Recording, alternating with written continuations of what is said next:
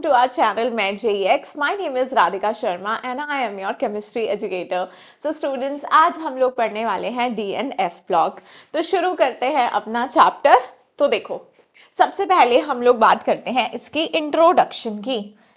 अब आप यहाँ पर देख सकते हो बेटा कि ऐसे एलिमेंट्स जहां पर जो लास्ट इलेक्ट्रॉन हमारा डी शेल में एंटर करता है, डी सब शेल में एंटर करता है, वो वाले एलिमेंट्स हमारे कौन से ब्लॉक को बिलोंग करते हैं? डी ब्लॉक को। जैसे लास्ट इलेक्ट्रॉन अगर एस में एंटर करता है then those particular elements belong to S block, अगर पी में करता है पी ब्लॉक, एफ में करता है तो एफ ब्लॉक। तो इस तरह से हमने पीरियोडिक टेबल में अपने जो ब्लॉक्स हैं उनको डिवाइड किया है। तो डी में हमारे पास जो इलेक्ट्रॉन्स है वो कहाँ एंटर होता है? डी सब शेल में एंटर होता है। डी ब्लॉक कहाँ से शुरू होता है बेटा? पीरियड की अगर मैं बात करूं तो फोर्थ पीरियड से डी ब्लॉक शुरू होता है। ग्रुप नंबर की अगर हम लोग यहाँ पर बात करें, कौन कौन से ग्रुप्स डी ब्लॉक के अंदर आते हैं, तो 3 to 4। जैसे आप देख सकते हो ये हमारा पीरियोडिक टेबल है और यहाँ पर ये होता है एस ब्लॉक, ये डी ब्लॉक और ये पी ब्लॉक। तो यहाँ पर जो ग्रुप नंबर 3 से लेकर 12 तक के ग्रुप नंबर्स होते हैं वो हमारे कहाँ पर आते हैं? डी ब्लॉक में। और डी ब्लॉक हमारा फोर्थ पीरियड से शुरू होता है। ध्यान रहे, फोर्थ पीरियड से शुरू होता है। अब हमारे पास जो फोर्थ पीरियड होता है वो हमारा स्कैंडियम से लेकर जिंक तक होता है।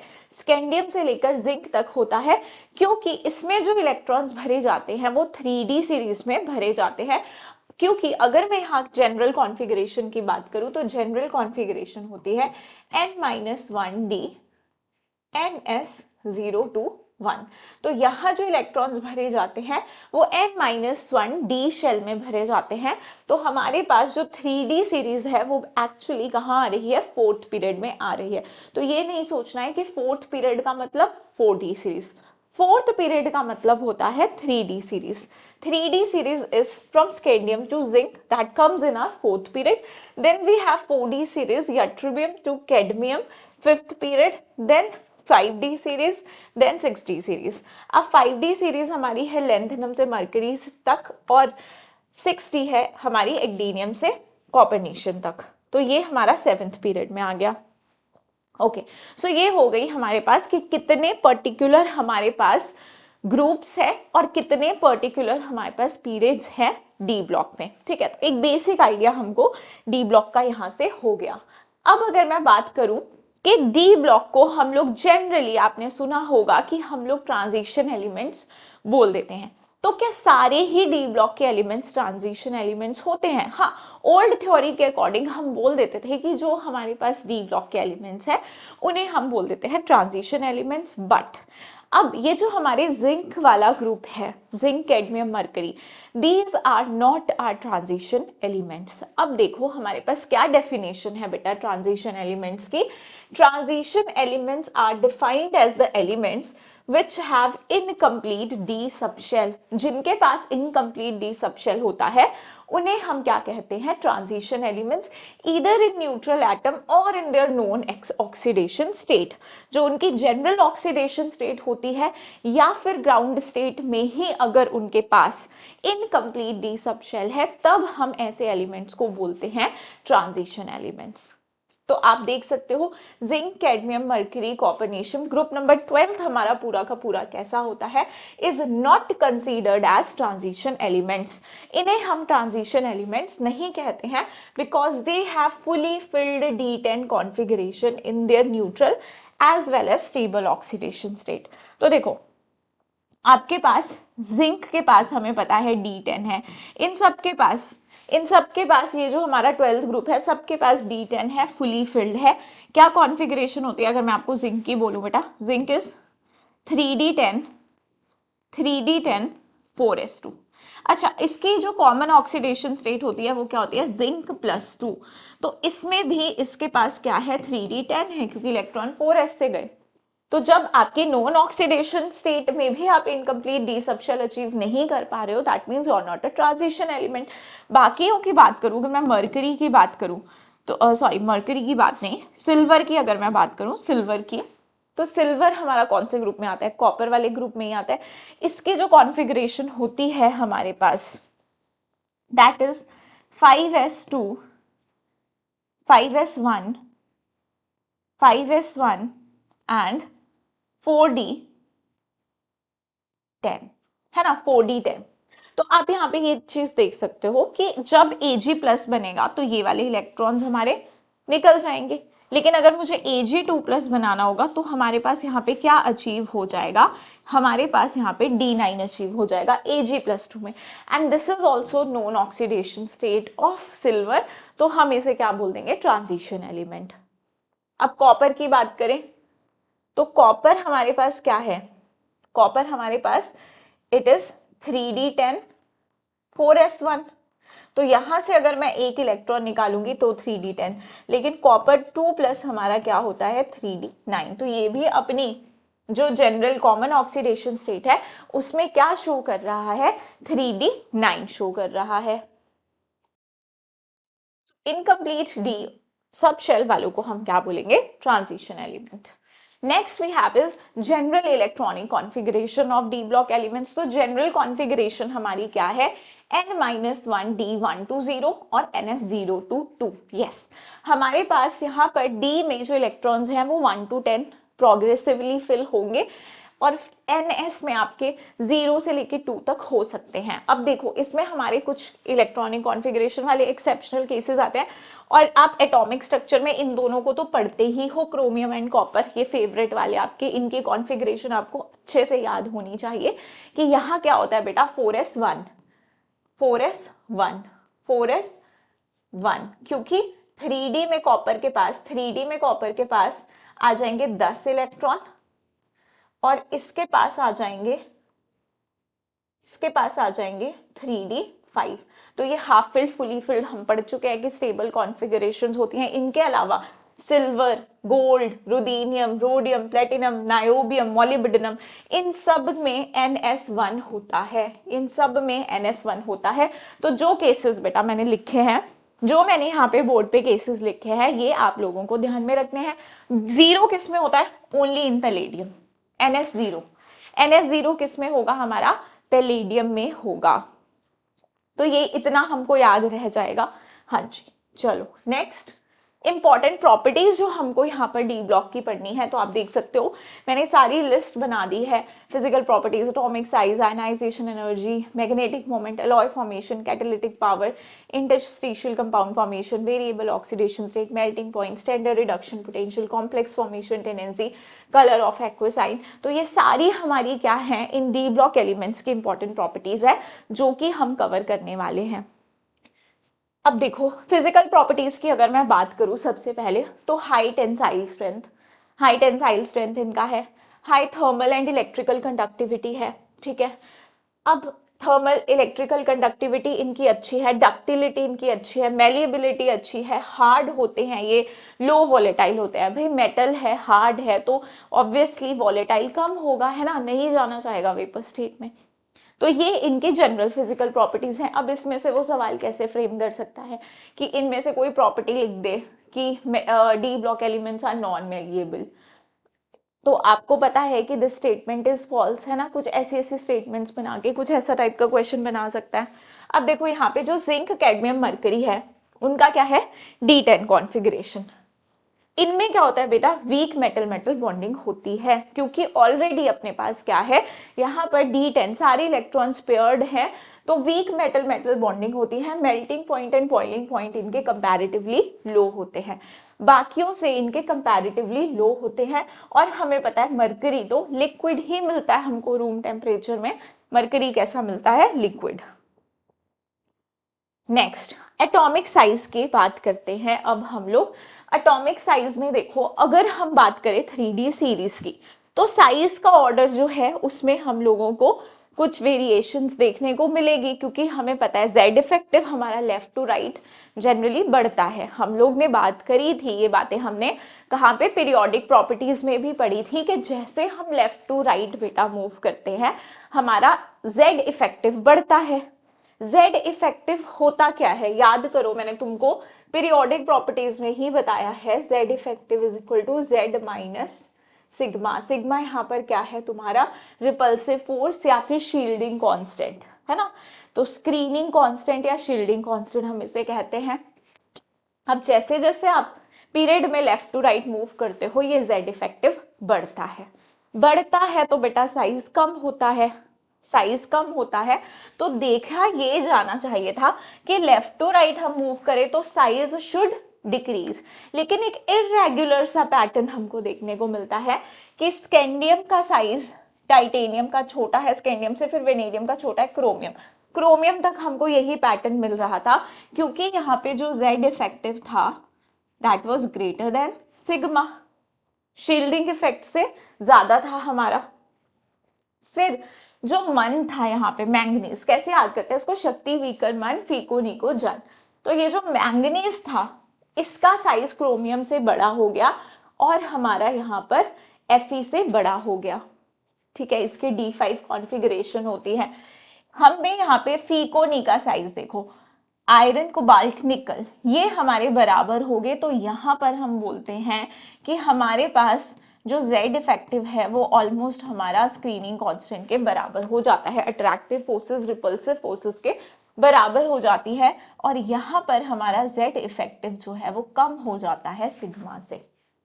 तो इसीलिए हमें एटॉमिक साइज में ये इरेगुलर सा पैटर्न देखने को मिलता है, और मैंगनीज और जिंक का साइज ऑलमोस्ट बराबर हो जाता है। इसका मतलब ये नहीं है कि जिंक का साइज सबसे बड़ा हो गया, नहीं, आप देखोगे तो जिंक और मैंगनीज का साइज लगभग सेम ही देखने को मिलेगा।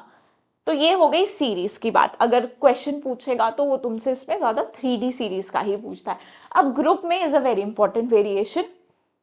ग्रुप में अगर बेटा मैं साइज की बात करती हूँ, तो जब हम 3D से 4D मूव करते हैं, 4D से 5D मूव करते हैं, तो क्या होना चाहिए, ग्रुप में आपको पता है शेल ऐड होती है, शेल ऐड होती है बेटा, तो साइज हमारा क्या करना चाहिए, इंक्रीज करना चाहिए। अगर हमारी शेल ऐड हो रही है तो साइज को इंक्रीज करना चाहिए, बट 3D से 4D आते हुए तो साइज इंक्रीज करता है, साइज इंक्रीज करता है, लेकिन 4D से 5D तक हम लोग का साइज ऑलमोस्ट कांस्टेंट हो जाता है। 4D से 5D जाने पर हमारा साइज ऑलमोस्ट कांस्टेंट हो जाता है। ये क्यों देखा जाता है कि 3D का साइज 4D का साइज 3D से बड़ा, बट 4D 5D का ऑलमोस्ट सेम। एक्सेप्शन इसमें है ग्रुप 3। ग्रुप 3 में ये नहीं देखा जाता। क्यों नहीं देखा जाता, देखो बड़ा इंटरेस्टिंग चीज है, तुम्हें समझ आएगा, क्योंकि मैंने आपको एक टर्म पीरियोडिक प्रॉपर्टीज में भी पढ़ाई थी, लेंथेनॉइड कॉन्ट्रैक्शन, ठीक है, उसकी वजह से हमको ये चीजें देखने को मिल रही है। तो देखो स्कैंडियम से तुम यट्रिबियम और फिर लेंथनम पे गए, यहां पर आप देखोगे तो बीच में हमारे पास कोई ऐसे एफ ब्लॉक के एलिमेंट्स नहीं आ रहे हैं, तो साइज में आपको नॉर्मल ऑर्डर दिखेगा कि एक एक शेल ऐड हो रही है, तो आपका साइज क्या करेगा, इंक्रीज करेगा। जब आप नेक्स्ट ग्रुप पे आ जाओगे, ग्रुप 4, टाइटेनियम से जिरकोनियम से हाफनियम, ठीक है, यहाँ पे अगर आप देखोगे तो आप यहाँ से देख रहे हो कि लेंथनम के बाद आना क्या चाहिए था, एटॉमिक नंबर 58 आना चाहिए था, बट आ क्या रहा है 72, मतलब बीच में हमारे कुछ 14 एलिमेंट्स मिसिंग है, और वो हम कहाँ रखते हैं, नीचे रखते हैं, हम लोग नीचे एफ ब्लॉक में रखते हैं। तो 58 से 71 जो हमारे एलिमेंट्स यहाँ पर आने चाहिए थे वो नीचे रखे गए हैं, और ये कैसे हैं, F block elements. F block elements मतलब कि last electron is entering in F. तो यहाँ पर अगर मैं बात करूं तो इनका जो एफ ऑर्बिटल होगा वो तो पूरी तरह से भर चुका होगा, 71 तक पूरा एफ इनका भर चुका होगा ऑर्बिटल। अब 71 के बाद सीधे हाफनियम में 72, तो इसको तो पूरा एफ फील्ड मिलेगा, पूरा का पूरा इसका जो 4f होगा, 4f ऑर्बिटल होगा, वो तो कंप्लीटली फिल्ड होगा। अब क्योंकि बीच में f के इतने सारे इलेक्ट्रॉन्स आ गए, और f के इलेक्ट्रॉन्स बिल्कुल मतलब नालायक इलेक्ट्रॉन्स है, वो उसको रोक ही नहीं पाएंगे न्यूक्लियस को, क्योंकि उनका शील्डिंग पुअर है। हमने ये बातें पीरियोडिक प्रॉपर्टीज में बेटा पढ़ी थी, रिलेट, जिन बच्चों ने लेक्चर देखा है वो रिलेट कर जाएंगे। तो आप ये देखो कि जो हमारा न्यूक्लियस है वो आउटर मोस्ट शेल पे अच्छे से अपना इफेक्टिव न्यूक्लियर चार्ज लगाएगा, क्योंकि एफ तो शील्ड ही नहीं कर पा रहा है। सबसे पुअर शील्डिंग इफेक्ट किसका होता है, एफ का, है ना। ये बातें हमने पहले पढ़ी है कि SPDF में सबसे पुअर शील्डिंग इफेक्ट तो एफ का होता है। तो इसकी वजह से हमारा साइज क्या हो जाएगा, इनका कम हो जाएगा। तो यहाँ हाफनियम से लेके मरकरी तक अगर आप देखोगे तो आपका साइज डिक्रीज ही होगा। और अब because of this lanthanoid contraction, because of this lanthanoid contraction, क्योंकि आपका मान लो जिरकोनियम और हाफनियम में कंपेयर करूं, यहाँ पे तो कोई लेंथेनॉइड कॉन्ट्रैक्शन नहीं लग रही है, यहाँ लग रही है, क्योंकि एफ के ऑर्बिटल शील्ड नहीं कर रहे हैं तो इसका साइज छोटा हो गया, घट के इसके बराबर हो गया, इसके बराबर हो गया size.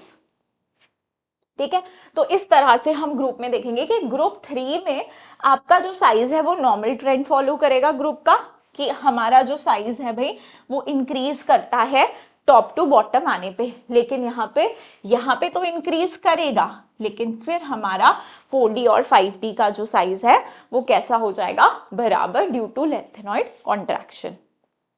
Okay, now next is ionic radii. Ionic radii का ट्रेंड देखो, तो देखो decreases with increase in oxidation state, बेटा ये तो हमने पढ़ा ही था, Z effective is directly proportional to positive charge. Fe2 positive Fe3 positive में किसका जेड इफेक्टिव ज्यादा, Fe3 पॉजिटिव का। Where we have done this in periodic properties, ठीक है, वहां पे मैंने आपको बताया जेड इफेक्टिव जो होता है that is directly proportional to positive charge inversely related with negative charge. तो आपके पास Fe2 पॉजिटिव का साइज Fe3 से ज्यादा होगा, Mn2 का Mn4 से। अब जनरली अगर हम बात करें, इसी तरह से अगर मैंने पीरियड में लिख दिए 3D सीरीज लिख दी, तो आपने अभी अभी देखा 3D सीरीज में साइज का जो वेरिएशन था वो रेगुलरली डिक्रीज नहीं कर रहा था, लेकिन आयंस में ऐसा कोई वेरिएशन नहीं है। आप लेफ्ट टू राइट मूव करोगे साइज क्या हो जाएगा, डिक्रीज। आप लेफ्ट टू राइट मूव करोगे साइज क्या हो जाएगा, आपका डिक्रीज हो जाएगा। Next melting point.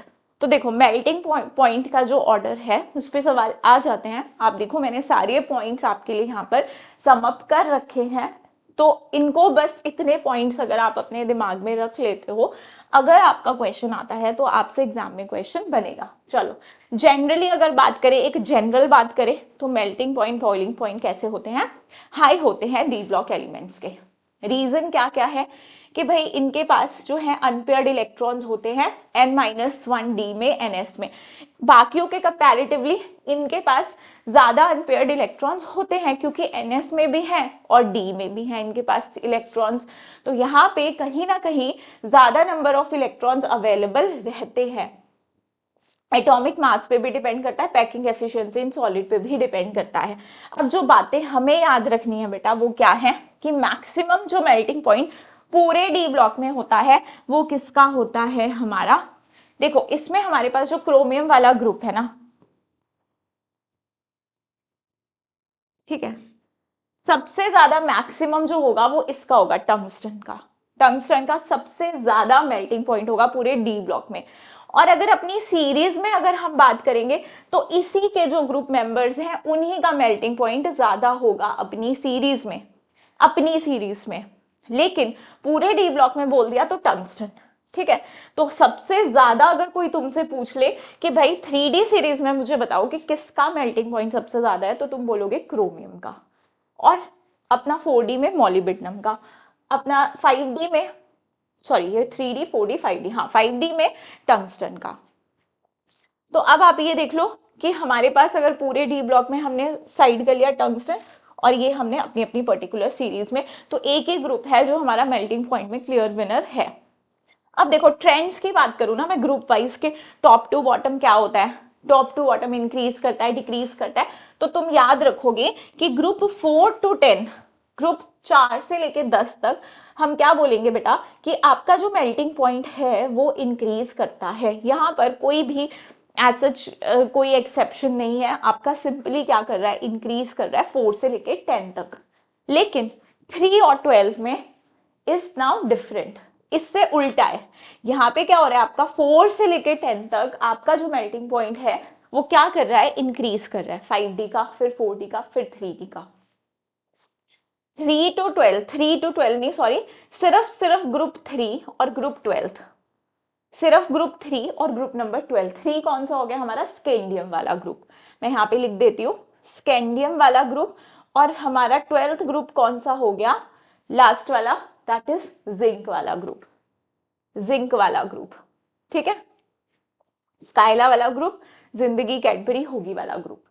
हमारे ये दो ग्रुप्स में क्या वेरिएशन है कि 3D का मेल्टिंग पॉइंट ज्यादा, फिर 4D का, फिर 5D का डिक्रीज कर रहा है। यहाँ पे इंक्रीज कर रहा था डाउन द ग्रुप जाते हुए, यहाँ पे डिक्रीज कर रहा है, यहाँ पे डिक्रीजिंग ट्रेंड है, डिक्रीजिंग। और यहाँ पे कैसा है, इंक्रीजिंग, यहाँ पे कैसा है, इंक्रीजिंग। और यहाँ देखो 11th में then there is a variation, एक ही ग्रुप है, उसको आप ऐसे ही याद रख लो, कॉपर गोल्ड और फिर अपना क्या है, सिल्वर, कॉपर गोल्ड और फिर सिल्वर।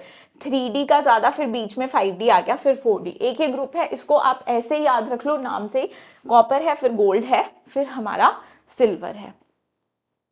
तो ये हो गया हमारा मेल्टिंग पॉइंट का ऑर्डर। Next we have is enthalpy of atomisation. तो ये जो एंथैल्पी ऑफ एटोमाइजेशन है बेटा, ये किस पे डिपेंड करती है, it depends on number of unpaired electron. जितने ज्यादा नंबर ऑफ अनपेयर्ड इलेक्ट्रॉन्स, उतने ही ज्यादा हमारी एंथैल्पी ऑफ एटोमाइजेशन। अब जो इसका जो ग्राफ है वो कहीं ना कहीं हमारा मेल्टिंग पॉइंट से सिमिलर है, क्योंकि वो भी भाई हमारा डिपेंड किस पे कर रहा है, इलेक्ट्रॉन्स पे ही डिपेंड कर रहा है, अनपेयर्ड इलेक्ट्रॉन्स पे। तो कहीं ना कहीं इनका ग्राफ कैसा होता है, सिमिलर होता है। तो हम बोलते हैं कि अगर बहुत ज्यादा स्ट्रॉन्ग मेटल मेटल बॉन्ड है तो मोर एटमाइजेशन एंथैल्पी, ठीक है।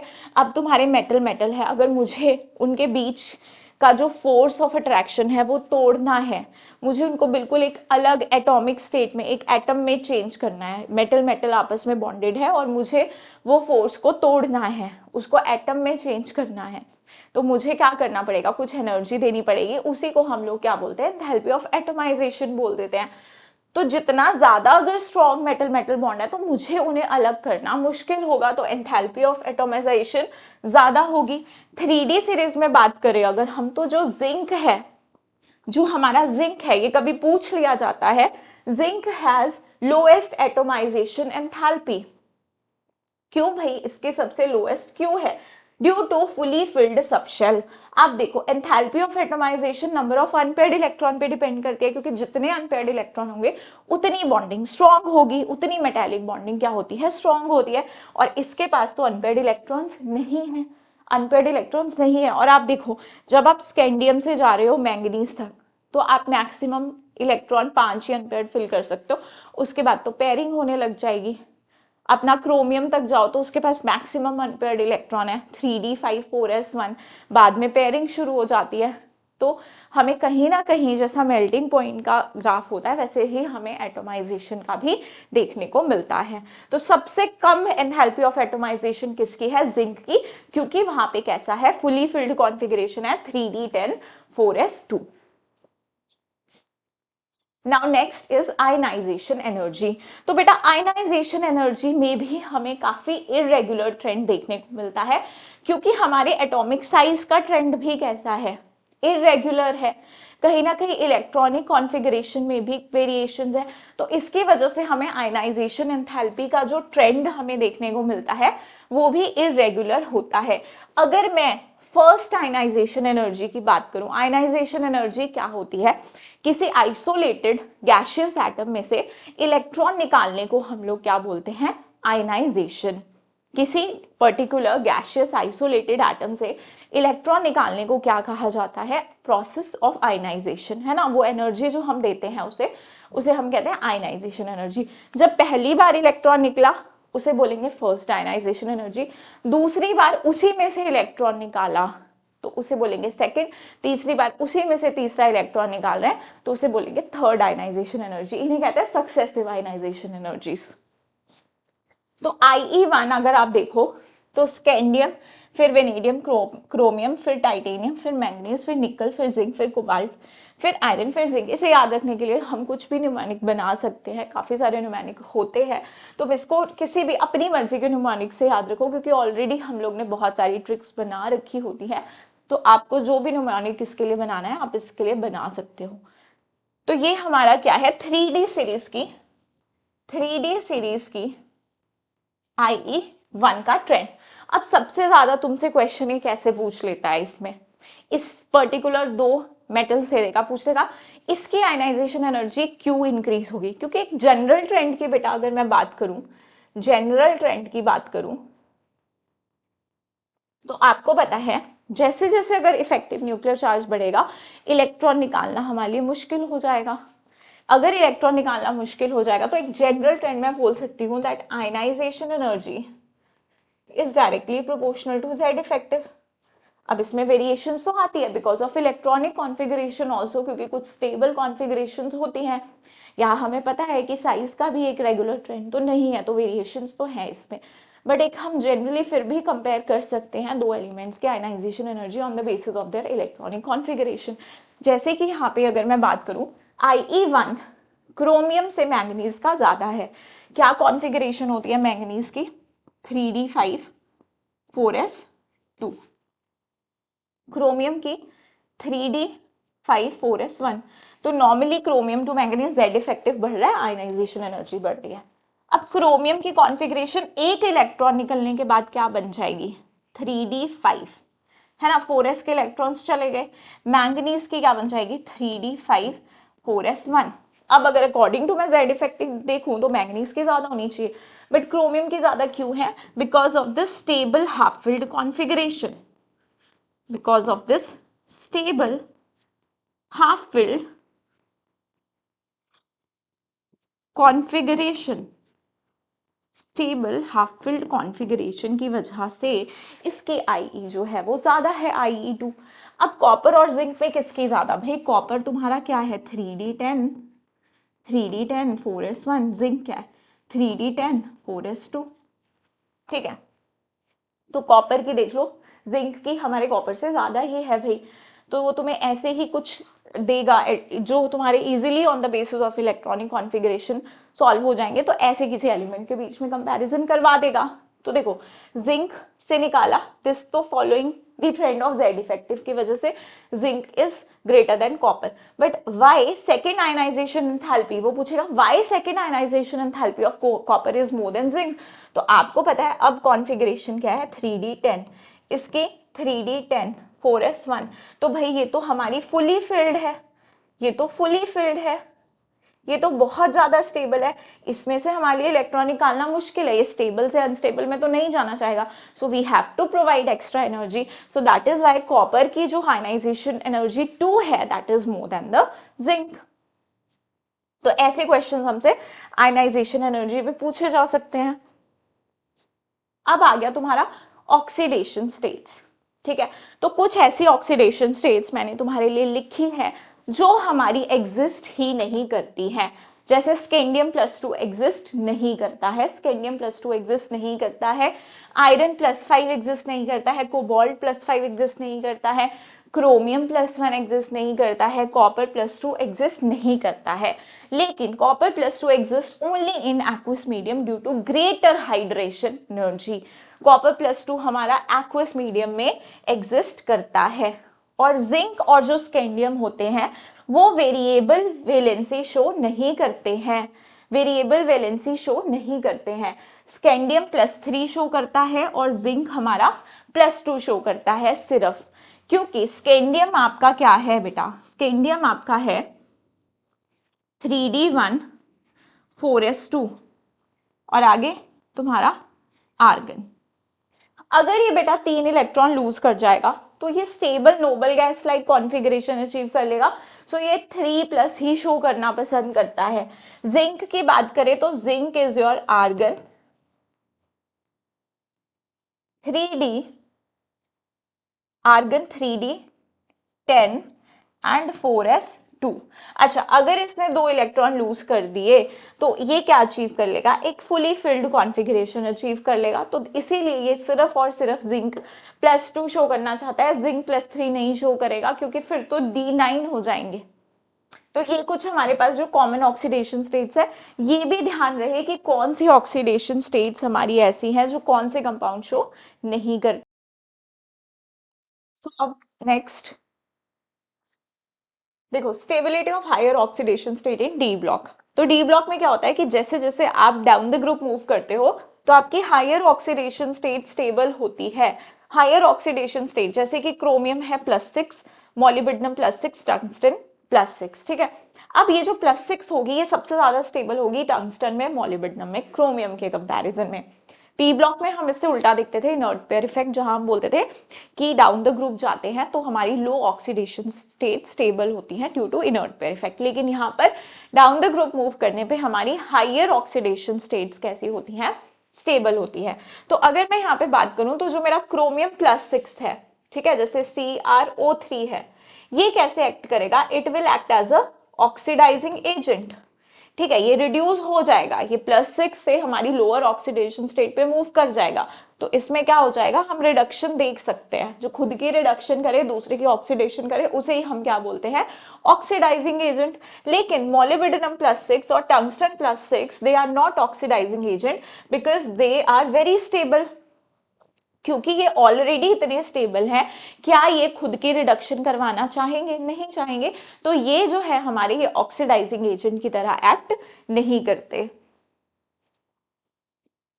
Next, now higher oxidation state of manganese is not stable, ठीक है। हायर ऑक्सीडेशन जो होती है मैंगनीज की यूजुअली हमारी स्टेबल नहीं होती है, but it can be stabilised, हम इसको स्टेबलाइज कर सकते हैं in the presence of high electronegative elements such as oxygen and fluorine. Oxygen and fluorine के प्रेजेंस में स्टेबलाइज कर सकते हैं, लेकिन जो हायर ऑक्सीडेशन स्टेट होगी मैंगनीज की वो स्टेबल होगी in presence of oxygen compare to fluorine. अब क्यों, फ्लोरीन तो ज्यादा इलेक्ट्रोनेगेटिव है, तो ऑक्सीजन पे क्यों, देखो अगर हम ऐसे कंपाउंड बनाते हैं MnF2 है ना, यहाँ पे +2 है ऑक्सीडेशन स्टेट, +3 +4 ऐसे, ये स्टेबल है, लेकिन इससे ज्यादा मूव करने लग गए, +5 +6 +7 इन पे मूव करने लगे, तो हमें ज्यादा फ्लोरीन्स लगाने पड़ेंगे ना, ज्यादा फ्लोरीन्स लगाने पड़ेंगे, कोऑर्डिनेशन नंबर बढ़ जाएगा।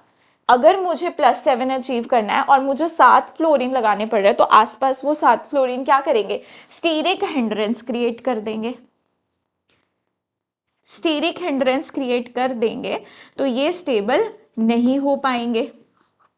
ये जो हमारे कंपाउंड्स है HOS, हायर ऑक्सीडेशन स्टेट वाले, ये तो स्टेबल फिर नहीं हो पाएंगे ना फ्लोरीन के साथ। लेकिन ऑक्सीजन बेटा क्या करता है, डबल बॉन्ड बनाता है। यहाँ पे एक फ्लोरीन चिपकेगा तो मैंगनीज पे +1 देगा, यहाँ पे एक ऑक्सीजन चिपकेगा तो मैंगनीज को +2 दे देगा। तो कम ऑक्सीजन लग के ही मैंगनीज क्या कर लेगा, हायर ऑक्सीडेशन स्टेट अचीव कर लेगा। तो इसीलिए ऑक्सीजन के साथ ये जो हायर ऑक्सीडेशन स्टेट वाले कंपाउंड्स होते हैं मैंगनीज के, ये स्टेबल होते हैं। अब ये जो MnO7 है, ये वाला जो MnO7 है यहाँ पे, इसका नेचर होता है कोवलेंट।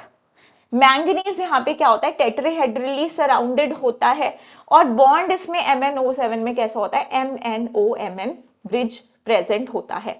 कैसा बॉन्ड होता है इसमें, MnO-Mn ब्रिज प्रेजेंट होता है, एक MnO-Mn बॉन्ड होता है। तो ये चीजें हम कुछ इंपॉर्टेंट पॉइंट्स जो हैं वो ये याद हम रख सकते हैं। डायरेक्ट क्वेश्चंस हमको इन प्रॉपर पॉइंट्स पे देखने को मिल सकता है, जो मैं आपको यहाँ पर एक तरह से रिवीजन में करवा रही हूँ। अब देखो कैटालिटिक प्रॉपर्टीज भी हमारे डी ब्लॉक एलिमेंट शो करते हैं। This is one of the property of D block elements. क्यों ये शो करते हैं कैटालिटिक प्रॉपर्टीज, पहली बात है they have the ability to adopt multiple oxidation states, ये मल्टीपल ऑक्सीडेशन स्टेट शो करते हैं, plus they can form complexes. हम आगे पढ़ेंगे कि ये कॉम्प्लेक्स भी बना सकते हैं। अब एग्जाम्पल जैसे SO2 SO3 में जाएगा तो हम V2O5 यूज कर रहे हैं, वेनेडियम का कैटलिस्ट। अब यहाँ पे जब आप अमोनिया बना रहे हो हेबर प्रोसेस, तो आप क्या कर रहे हो, आयरन यूज कर रहे हो एज अ कैटलिस्ट।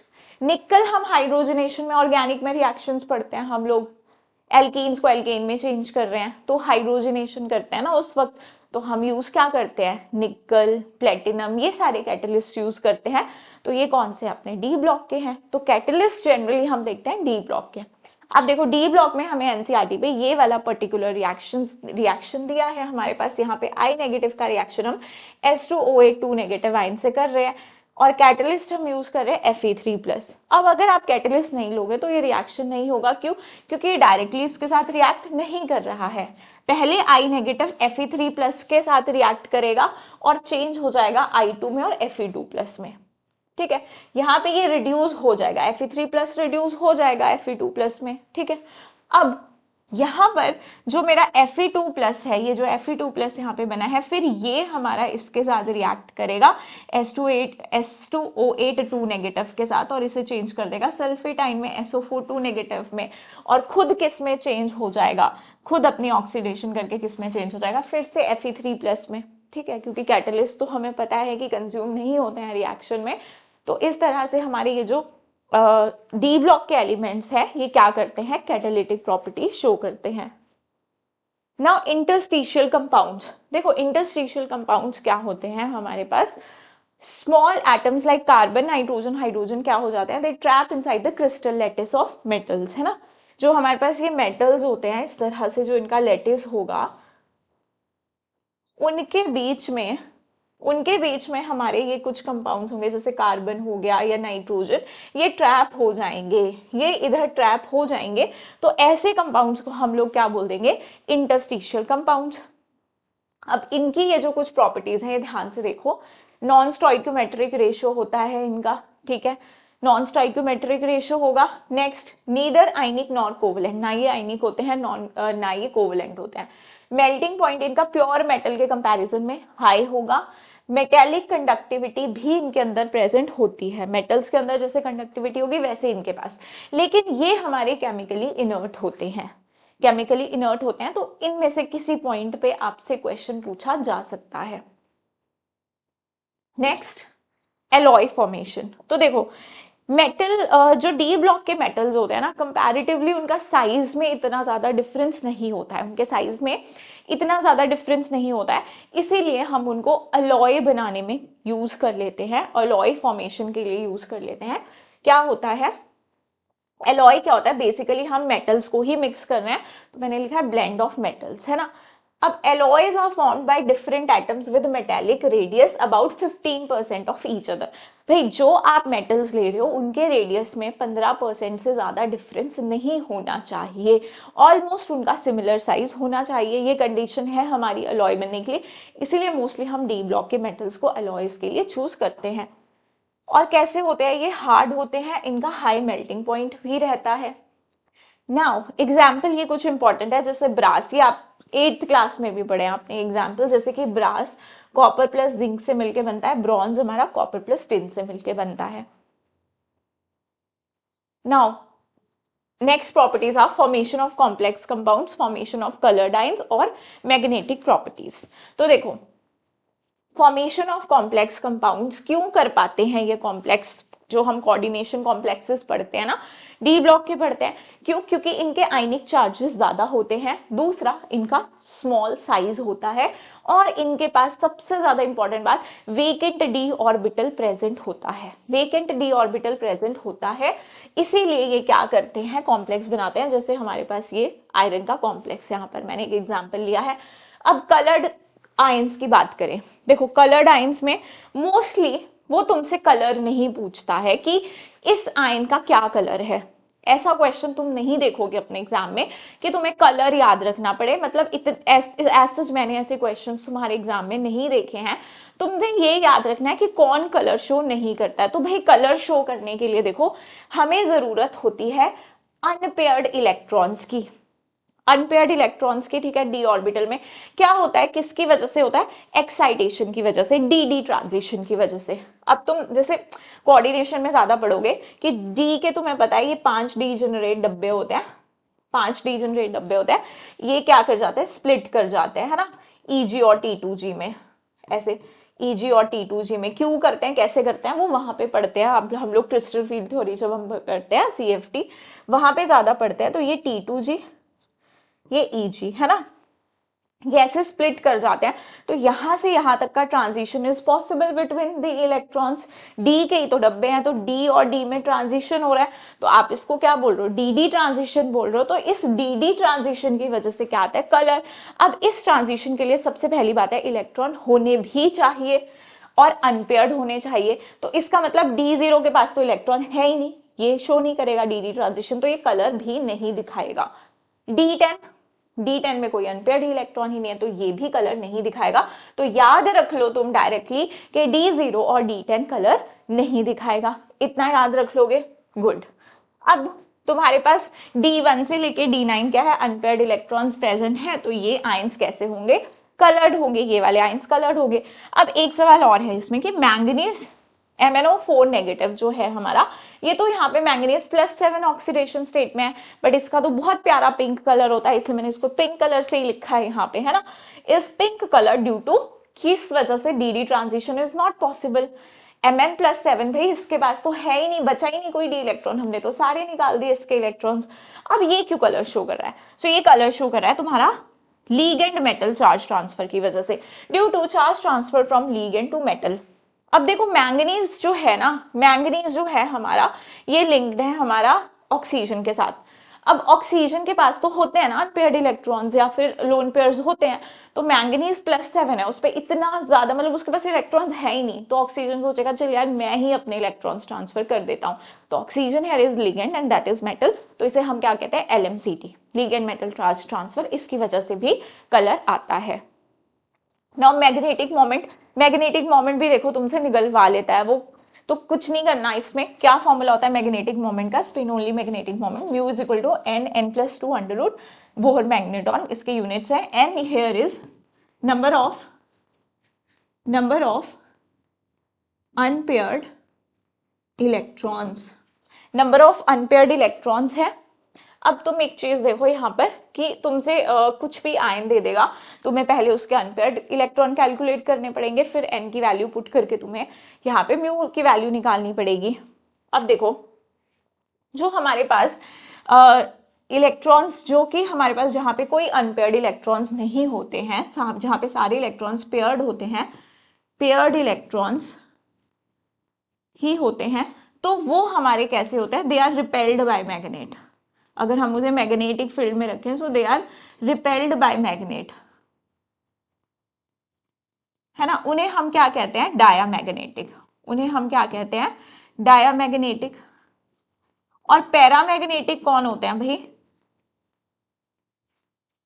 पैरामैग्नेटिक होते हैं जिनके पास अनपेयर्ड इलेक्ट्रॉन्स होते हैं, वन और more unpaired electrons, so they are attracted by magnetic field, they are attracted by magnet। तो ये हम क्या बोल सकते हैं, इनमें क्या होते हैं, अनपेयर्ड इलेक्ट्रॉन्स होते हैं, और जो फेरोमैग्नेटिक होते हैं उनमें भी होते हैं unpaired electrons, and they are strongly attracted by magnet, they are strongly attracted by magnet.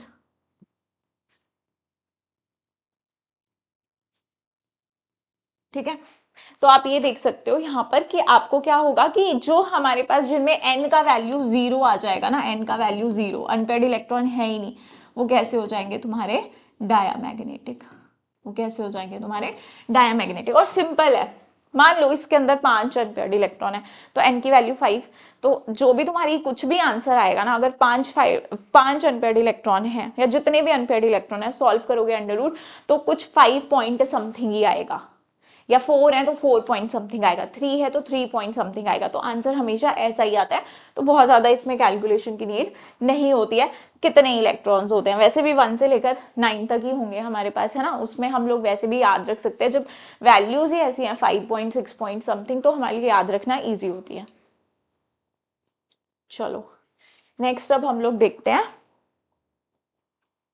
Next topic is your trends in M2 plus से M तक स्टैंडर्ड इलेक्ट्रोड पोटेंशियल के अगर हम ट्रेंड्स देखें, तो यहाँ पे ध्यान से देखो कि ये जो ट्रेंड्स यहाँ पर है, जैसे टाइटेनियम से हम लोग जिंक तक मूव कर रहे हैं, तो हम लोग को यहाँ पे भी कोई ऐसा इलेक्ट्रोड पोटेंशियल में कोई हमें यहाँ पे एक रेगुलर ट्रेंड देखने को नहीं मिल रहा है। जैसे यहाँ पे -1.63 से वैल्यू -1.8, ठीक है, चलो यहाँ -0.90, यहाँ -1.18, फिर आपकी वैल्यू हो जा रही है -0.44, फिर -0.28, फिर -0.25, और यहाँ पे तुम देखो कि कॉपर के लिए तो प्लस में वैल्यू आ गई, फिर -0.76। तो ऐसे कोई ऐसा रेगुलर ट्रेंड देखने को नहीं मिल रहा कि इंक्रीज हो रही है तो इंक्रीज हो रही है, डिक्रीज हो रही है तो डिक्रीज, ऐसा कोई रेगुलर ट्रेंड नहीं है। और कॉपर के लिए तो वैल्यू पॉजिटिव आ रही है, तो ऐसी चीजें हमें क्यों देखने को मिलती है कि ऐसा इरेगुलर सा ट्रेंड हमें इलेक्ट्रोड पोटेंशियल में, स्टैंडर्ड इलेक्ट्रोड पोटेंशियल में क्यों देखने को मिल रहा है। तो देखो वैल्यूज तो वैसे मेनली हमें इलेक्ट्रोकेमिकल सीरीज तो याद होती है ना, जिस तरह से हम लोग लिखते हैं प्रॉपर, हम लोग उसको इंक्रीजिंग या डिक्रीजिंग ऑर्डर में जैसे याद करते हैं, मैंने आपको इलेक्ट्रोकेमिस्ट्री में बताई थी वो प्रॉपर अच्छे से। यहाँ पे हम सिर्फ डी ब्लॉक के ही लिख रहे हैं, कौन से 3D सीरीज में, हम इसमें देख रहे हैं कि ऐसा इरेगुलर सा पैटर्न क्यों आ रहा है। तो वहां पे तो हमने वैल्यूज लिखी थी, हमें मतलब नहीं था कैसे आई कहाँ से आई, है ना। अब यहाँ पे जरा थोड़ा सा समझो कि बेसिकली होता क्या है हमारे पास। तो जब हमारा M2 प्लस से M है ना, ये इरेगुलर ट्रेंड शो कर रहा है, बेसिकली हमारे पास ये जो स्टैंडर्ड इलेक्ट्रोड पोटेंशियल है ये इरेगुलर ट्रेंड शो कर रहा है। उसके रीजन है तुम्हारे कुछ के आयनाइजेशन एंथैल्पी जो होगी हमारी 1 और 2, ठीक है, या फिर सब्लिमेशन एनर्जी हमारी किस तरह से, मतलब कई बार ज्यादा होती है कम होती है, तो इन सब एनर्जीज पे भी तुम्हारा डिपेंड करता है कि कैसे होगा। अब इसको एग्जाम्पल से समझना है, ठीक है, ऐसे समझ में नहीं आएगा। मान लो मेरे पास कोई मेटल है, ठीक है। अब मेटल कैसा होगा, सॉलिड स्टेट में होगा। अब सॉलिड से गैशियस में पहले तो मुझे भेजना पड़ेगा ना, ऐसे तो मैं इलेक्ट्रॉन नहीं निकाल पाऊंगी, तो मैं उसे गैशियस स्टेट में भेजूंगी, तो मुझे जो एनर्जी खर्च करनी पड़ेगी वो होगी तुम्हारी सब्लिमेशन एनर्जी। अब ये प्रोसेस तुम्हारी कैसी होती है, एंडोथर्मिक, हमें एनर्जी देनी पड़ेगी। ये प्रोसेस कैसी होती है, एंडोथर्मिक होती है, हमें एनर्जी देनी पड़ेगी। अब इसमें से इलेक्ट्रॉन निकालेंगे तो इसे क्या बोलेंगे, आयनाइजेशन एनर्जी। क्या बोला था, ionisation energy, removal of electron from isolated gaseous atom. तो आपने इसमें से अगर इलेक्ट्रॉन निकालना है, आपने दे दी आयनाइजेशन एनर्जी 1, ये भी कैसी होगी, एंडो। क्या बनेगा, M प्लस। फिर इसमें से हमें M2 प्लस बनाना है, तो ये होगी तुम्हारी IE2, ये भी कैसी होगी, एंडो। फिर तुम्हारा ये जो M प्लस है ये बनेगा तुम्हारा M प्लस एक्वस, है ना। M प्लस से सॉरी पहले M2 प्लस बना ना, M2 प्लस बन गया। अब ये कैसा है, गैशियस। अब जब हम अगर इसके पास वाटर आके से सराउंड कर लेंगे, उसे क्या बोलेंगे, हाइड्रेशन, और उस प्रोसेस में तुम्हारी एनर्जी रिलीज होती है, तो ये प्रोसेस कैसी होगी, एक्सोथर्मिक होगी। तो तुम्हारा M2 प्लस कैसा बन जाएगा, एक्वस, जो हाइड्रेशन एनर्जी यहाँ पे क्योंकि रिलीज होगी। तो अब तुम यहाँ पर देखो कि ये वाली प्रोसेसेस तो हमारी 3 कैसी होगी, एंडो, है ना। Enthalpy of sublimation plus enthalpy of ionisation energy लिख लो, या डेल्टा HI लिख सकते हैं उसके लिए। Ionisation energy 1 plus ionisation energy 2, ये कैसी है तुम्हारी, एंडो, ठीक है। अब ये कैसी है तुम्हारी, एक्सो। जो हाइड्रेशन एनर्जी थी तुम्हारी, हाइड्रेशन एनर्जी, ये कैसी थी तुम्हारी, ये प्रोसेस थी तुम्हारी एक एक्सोथर्मिक।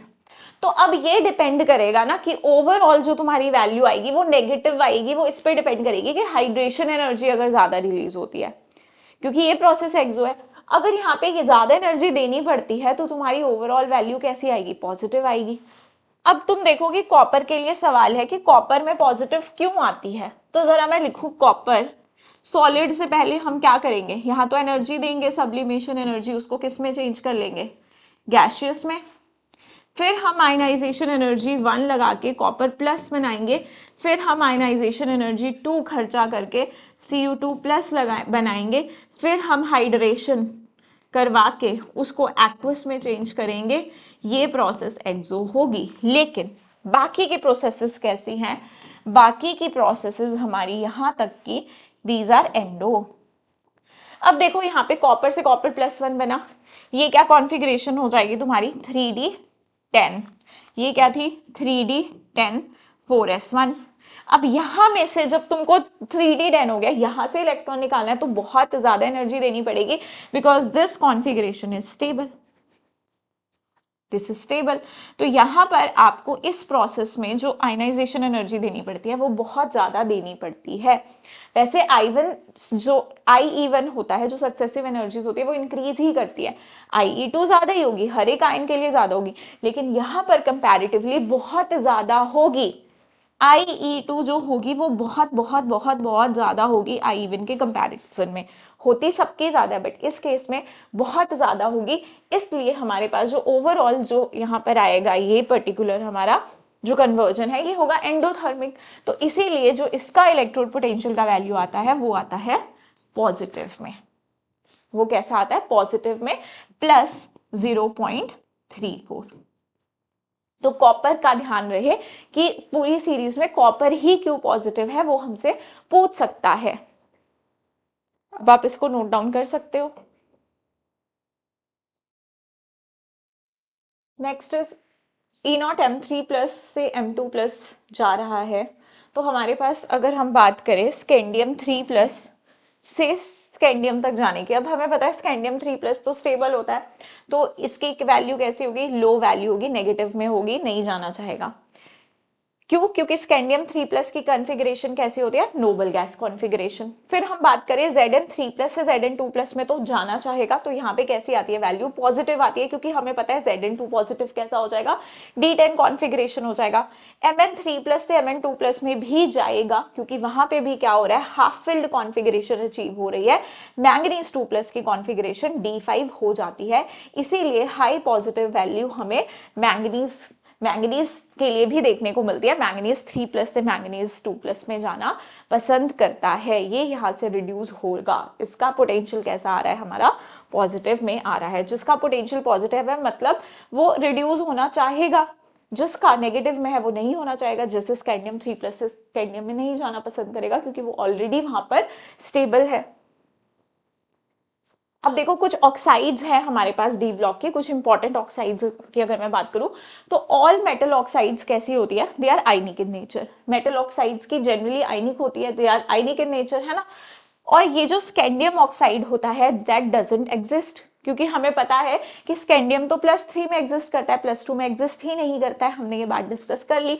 तो जो स्कैंडियम ऑक्साइड होता है that doesn't exist. Oxidation state हमें पता है, हमने कहाँ पे पढ़ी है ये बात हमने पढ़ी है पीरियोडिक प्रॉपर्टीज में, जब हमने इलेक्ट्रोनेगेटिविटी डिस्कस की थी कि ऑक्सीडेशन स्टेट बढ़ती है तो इलेक्ट्रोनेगेटिविटी बढ़ती है और एसिडिक नेचर भी बढ़ता है ऑक्साइड्स का। अब +1 +2 +3 जनरली लो ऑक्सीडेशन स्टेट्स में हमारी ऑक्साइड कैसी होती है, बेसिक होती है। +4 में एम्फोटेरिक होती है, +5 +6 +7 +8 में कैसी होती है, एसिडिक होती है। अब Cr2O3 और जिंक ऑक्साइड कैसी होती है, they are amphoteric in nature. और ये जो वेनेडियम का ऑक्साइड है ये मेनली एसिडिक होता है, लेकिन it also show amphoteric nature, ये एम्फोटेरिक नेचर भी शो करता है। रिएक्शंस आपके सामने है, देखो V2O5 एसिड के साथ रिएक्ट करके हमें VO2 पॉजिटिव बना के देता है, V2O5 बेस के साथ भी रिएक्ट करता है और फिर VO4 3 नेगेटिव बनाता है। सो ये हमारे पास क्या है, ऑक्साइड्स है डी ब्लॉक की। आप स्क्रीनशॉट ले सकते हो इसका। नेक्स्ट काफी दो इंपॉर्टेंट कंपाउंड्स है हमारे एनसीईआरटी में दिए हुए हैं जो कि हमें पढ़ने हैं। One is potassium permanganate and another one is potassium dichromate. So potassium permanganate में देखें तो एक होता है हमारे पास पोटेशियम मैंगनेट जहां मैंगनीज है +6 में K2MnO4। एक होता है KMnO4 जहां मैंगनीज होता है अपनी +7 ऑक्सीडेशन स्टेट में, उसे कहते हैं पोटेशियम परमैंगनेट। अब बेटा एसिडिक मीडियम में ये जो मैंगनेट आयन है ये इंटर कन्वर्ट हो सकता है हमारा परमैंगनेट आयन में। KMnO4 2 नेगेटिव सॉरी K2MnO4 को ले ले हम लोग, यानी कि MnO4 2 नेगेटिव को ले ले एसिडिक मीडियम में, तो वो हमें क्या देता है, MnO4 नेगेटिव और MnO2। तो हमारे ये जो मैंगनेट और पर मैंगनेट आयन है ये हमारे कैसे है, इंटरकन्वर्टेबल। अच्छा, ये होता है हमारा डार्क ग्रीन कलर का और हमारा पर मैंगनेट होता है डार्क पर्पल कलर का। यहाँ पर +6 है हमारा ऑक्सीडेशन स्टेट, तो एक अनपेयर्ड इलेक्ट्रॉन होगा इसके पास D1, तो इसका जो कलर है वो DD ट्रांजिशन की वजह से आएगा। यहाँ पर हमारे पास कोई भी अनपेयर्ड इलेक्ट्रॉन नहीं है, तो मैंने आपको बोला था कलर LMCT की वजह से आएगा। आप सिंपली चार्ज ट्रांसफर बोल सकते हो, चार्ज ट्रांसफर की वजह से कलर आएगा, अभी हमने ये डिस्कस किया था। Now next we have is preparation. इसकी प्रेपरेशन कैसे करते हैं, तो देखो हमारे पास एक और होती है पायरोलुसाइट और, ठीक है, पायरोलुसाइट और होती है। हम क्या करते हैं, MnO2 जिसका फॉर्मूला है MnO2, यहाँ पे आपका मैंगनीज +4 ऑक्सीडेशन स्टेट में, तो जब हम इसके ऑक्सीडेशन करते हैं फ्यूज्ड विद KOH, हम लोग यहाँ पे ऑक्सीडाइजिंग एजेंट क्या ले सकते हैं, KNO3। ठीक है, यहाँ पे ये जो नाइट्रेट आयन है this will work as oxidising agent, तो ये किस में चेंज हो जाएगा, हमारा K2MnO4 में, मैंगनेट। ठीक है, ये क्या बना लेगा, पोटेशियम मैंगनेट। अब उसके बाद अगर हम इस मैंगनीट आयन को H प्लस के साथ ट्रीट करें तो ये रिएक्शन अभी हमने पढ़ा था, ये किस में चेंज हो जाता है हमारा KMnO4 पर मैंगनेट में और MnO2 में। ठीक है, उसके बाद हमारे पास कॉमर्शियल मेथड है इलेक्ट्रोलिसिस से। यहाँ पे सारा का सारा हमारा K2MnO4 किस में चेंज हो रहा है KMnO4 में। वहां पे तो हमें MnO2 भी मिल रहा है, लेकिन यहाँ पे सारा का सारा KMnO4 मिल रहा है, पोटाशियम पर मैंगनेट जो हमें चाहिए। या फिर हम उसको ओजोन के साथ भी क्या कर सकते हैं, ऑक्सीडाइज कर सकते हैं। ओजोन वर्क से स्ट्रॉन्ग ऑक्सीडाइजिंग एजेंट, ये किस में चेंज हो जाता है KMnO4 में। तो +6 से हमने क्या कर दिया +7 में चेंज। नाउ लेबोरेटरी मेथड, ये हमारी एनसीईआरटी में दे रखा है लेबोरेटरी मेथड। तो मैंगनीज 2+ हम लोग ये क्या करते हैं, इसको ट्रीट करते हैं हम लोग पर ऑक्सो डाइसल्फेट के साथ। ठीक है, तो ये इसको क्या कर देता है, ऑक्सीडाइज कर देता है +7 में, है ना। ये हो गई ऑक्सीडेशन और खुद ये रिड्यूस हो जाता है हमारा सल्फेट में, क्योंकि यहाँ पे परऑक्सी लिंकेज प्रेजेंट होती है। ठीक है, और यहाँ पे हमें पता है सल्फेट में this is O, this is O, this is oxide, this is O2 negative, है ना। तो यहाँ पे खुद के रिडक्शन करके ये दूसरे को ऑक्सीडाइज कर रहा है, this will act as a oxidising agent. तो ये हम लोग को कहाँ पे दे रखा है, एनसीईआरटी में लेबोरेटरी प्रिपरेशन दे रखा है। अब देखो ये जो मैंगनेट आयन होता है और पर मैंगनेट आयन होता है, इसमें कुछ कुछ डिफरेंसेस हम लोग देख लेते हैं। मैंगनीज +6 ऑक्सीडेशन स्टेट में, ये +7 में, तो ये कैसा हुआ, पैरामैग्नेटिक हुआ, क्योंकि इसके पास अनपेयर्ड इलेक्ट्रॉन है। कलर कैसा है, डार्क ग्रीन कलर, इसका कलर कैसा है, पिंक, और ये कैसा है, डायमैग्नेटिक। आपको ये याद रखना है, ये ठीक है थोड़ा टेम्परेचर डिपेंडेंट है, वीकली पैरामैग्नेटिज्म भी शो कर देता है, बट अगर आपको मेनली याद ये रह जाए डायमैग्नेटिक तो बहुत अच्छा है। ठीक है, अब स्ट्रक्चर की बात कर लो, तो ये है हमारा टेट्राहेड्रल स्ट्रक्चर। और देखो स्ट्रक्चर बनाना मैंने तुम्हें सिखा रखा है केमिकल बॉन्डिंग में। ऑक्सीजन एक दो नेगेटिव है तो दो ऑक्सीजन को आप नेगेटिव नेगेटिव दे दो, और ऑक्सीजन जिस पे नेगेटिव है वो सिंगल बॉन्ड बनाएगी, बाकी की क्या बनाती है, न्यूट्रल वाली दो बॉन्ड बनाती है अपना ऑक्टेट कंप्लीट करने के लिए। तो साइड एटम्स को तो ऑक्टेट ही कंप्लीट करना है ना। तो सिमिलरली ये भी तुम्हारे लिए इजी है, MnO4 नेगेटिव का स्ट्रक्चर। इसका colour dark purple, colour due to LMCT, ये हम बात कर चुके हैं। यहाँ पे अगर मैं बोलूं कितने number of D pi P pi bond है, भाई इसका D, ऑक्सीजन के पास तो P है ना, ऑक्सीजन के पास थोड़ी ना D होता है, सेकंड पीरियड है। ये सारी बातें केमिकल बॉन्डिंग में हुई हैं। Number of D pi P pi कितने हैं, 2। यहाँ कितने हैं, 3 है ना, तो number of D pi P pi कितने बॉन्ड्स है, 3 बॉन्ड्स है। अब रिएक्शंस के MnO4 के, थर्मल डीकम्पोजिशन, MnO4 नेगेटिव मतलब +7 से +6 +4 और 0 में ये टूट जाएगा। ऑब्वियसली बात है +7 से नीचे ही जाएगा ना, क्योंकि +7 से ज्यादा मतलब उसके तो सारे इलेक्ट्रॉन लूज कर चुका है ना। अब इससे ज्यादा वो क्या ऑक्सीडेशन तो नहीं कर सकता, रिडक्शन ही होगी अब उसकी। तो अपने पास ये +6 +4 और 0 में जाता है। ऑक्सीडाइजिंग रिएक्शंस, अब ये कैसे, मैंने बोला तुम्हें it is a very good oxidising agent. क्यों है ये भाई strong oxidising agent, acidic basic medium में दोनों में ही ऑक्सीडाइजिंग एजेंट वर्क करेगा। भाई इसमें ऑलरेडी मैंगनीज +7 में है, +7 में है, तो क्या वो +8 में कभी जाएगा। मैंगनीज के पास आउटर मोस्ट में अपने वैलेंस शेल में 7 ही इलेक्ट्रॉन है, सातों के सातों लूज हो गए, अब नहीं वो और लूज कर सकता, तो +8 नहीं जा सकता। अब +7 से वो क्या करेगा, या +6 +5 ऐसे ही जाएगा ना, खुद की रिडक्शन ही करवाएगा। So it acts as a good oxidising agent, खुद की रिडक्शन करवा सकता है, तो मतलब सामने वाले की क्या कराएगा, ऑक्सीडेशन। तो it is a very strong oxidising agent. तो अब देखो यहाँ पे एसिडिक मीडियम में जो तुम्हारा मैंगनीज +7 होता है वो किस में चेंज होता है, +2 में। +7 से +2 में जाता है, ये रिड्यूस हो जाता है +2 में, है ना। +2 में तो ये जाना ही चाहेगा, वैसे भी इसके पास ये अपनी half filled stable configuration attain कर लेगा, है ना। अब तुम यहाँ पे देखो एसिडिक मीडियम में इसका जो कलर होता है पर्पल होता है, और फिर जब ये चेंज हो जाता है Mn+2 में तो कलरलेस हो जाता है। I नेगेटिव को I2 में चेंज कर देता है ना। क्या है ये, ऑक्सीडाइजिंग एजेंट है, ऑक्सीडाइजिंग एजेंट है, दूसरे की क्या करवा देगा, ऑक्सीडेशन करा देगा। I नेगेटिव I2 0 में जा रहा है ना, इंक्रीज इन ऑक्सीडेशन स्टेट हो रहा है। तो Br negative Br2 Fe2 plus Fe3, तो आप ये याद रख सकते हो, NO2 नेगेटिव को NO3 नेगेटिव में, H2S को S में, S2 नेगेटिव को S में, ऑक्सिलेट आयन को CO2 में। ये रिएक्शन शो करता है। बेसिक मीडियम में ध्यान रखो, बेसिक मीडियम में ये MnO4 नेगेटिव हमारा +7 से +4 में जाता है, +7 से +4 में रिड्यूस होता है वीकली बेसल क्या न्यूट्रल मीडियम में। I नेगेटिव को चेंज करता है IO3 नेगेटिव में, बाकी में सेम ही कर रहा है, ठीक है, प्लस Fe2 प्लस को Fe3 प्लस में, ऑक्सिलेट को कार्बन डाइऑक्साइड में, बट यहाँ पर चेंज है, यहाँ पर चेंज है, यहाँ आई नेगेटिव को I2 में कर रहा है, यहाँ आई नेगेटिव को IO3 नेगेटिव में कर रहा है। तो ये वाला पोर्शन ध्यान में रखेंगे, इस पे सवाल हमारा बन सकता है। सो ये रिएक्शन ये शो करता है acid as well as or basic medium में। देखो पोटाशियम डाइक्रोमेट, ठीक है, तो पोटाशियम डाइक्रोमेट में बेटा हमारे पास एक रिएक्शन होती है, ये CrO4 2 नेगेटिव चेंज हो जाता है Cr2O7 2 नेगेटिव में, मतलब क्रोमेट आयन, इसे कहते हैं क्रोमेट आयन, इसे कहते हैं डाइक्रोमेट आयन। तो ये इंटरकन्वर्टेबल रिएक्शन है विच इज pH डिपेंडेंट। अगर हम एसिडिक रखेंगे pH that is less than 7 तो ये डाइक्रोमेट में जाएगा, अगर हम बेसिक रखेंगे तो ये किस में चला जाएगा, क्रोमेट में चला जाएगा। तो अब यहाँ पे देखो तुम कि ये इसका मतलब क्रोमेट बेसिक मीडियम में स्टेबल है और ये एसिडिक मीडियम में स्टेबल है। अब यहाँ पे अगर आप ऑक्सीडेशन स्टेट निकालते हो क्रोमियम की ऑक्सीडेशन स्टेट, तो ये होगा तुम्हारा +6 और ये भी होगा तुम्हारा +6, ठीक है, निकाल सकते हो ना इजिली, रिडॉक्स में सिखाई है।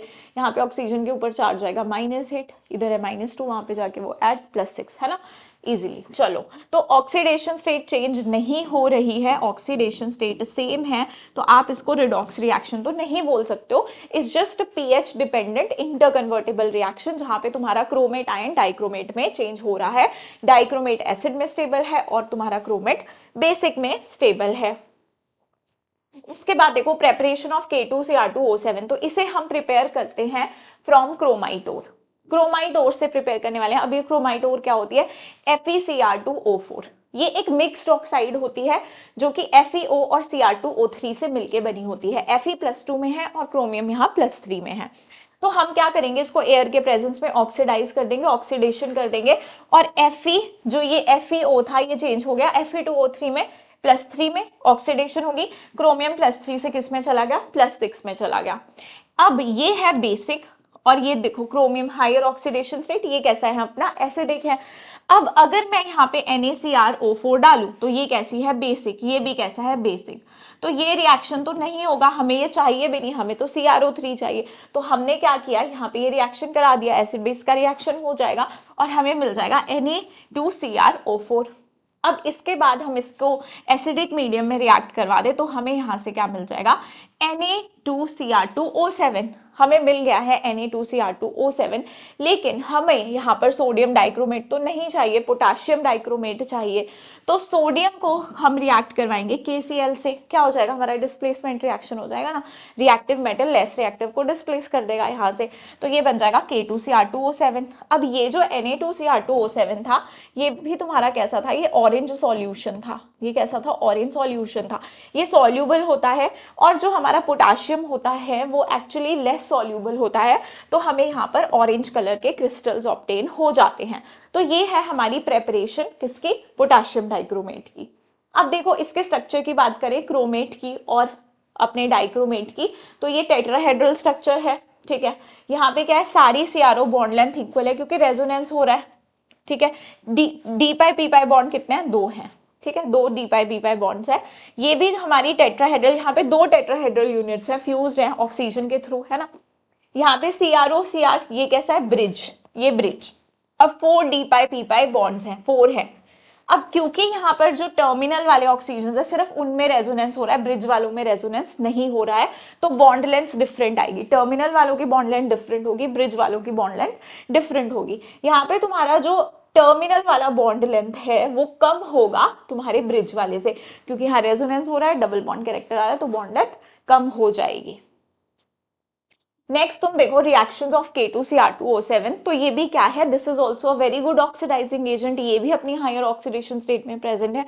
तो देखो जब हम लोग इस क्या करेंगे, ऑक्सीडाइजिंग एजेंट किसी और को ऑक्सीडाइज करेगा, खुद किस में रिड्यूस हो जाएगा, Cr+3 में, which is green in colour, खुद कैसा होता है, ऑरेंज कलर का। तो Fe2 प्लस को Fe3 प्लस में चेंज कर देगा, 10 को +2 से +4, तो ये क्या करेगा, दूसरे की ऑक्सीडेशन करेगा, खुद की रिडक्शन कर देगा। तो ये कुछ ऐसे रिएक्शंस है जो ये शो करता है। इज दैट क्लियर, ठीक है।